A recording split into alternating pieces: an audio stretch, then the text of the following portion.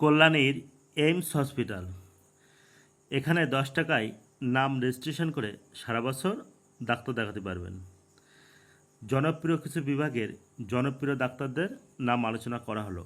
cardiology doctor Soumya Roy, neurology doctor Arunima Mukherjee, neurosurgery doctor Pradip Kumar, gastroenterology doctor Aniruddha Ghosh, medical oncology doctor Debjyoti De, general surgery doctor Sandip Banerjee, nephrology doctor Subhankar Das, dermatology doctor Riya Sen, orthopaedics doctor Rakesh Pal,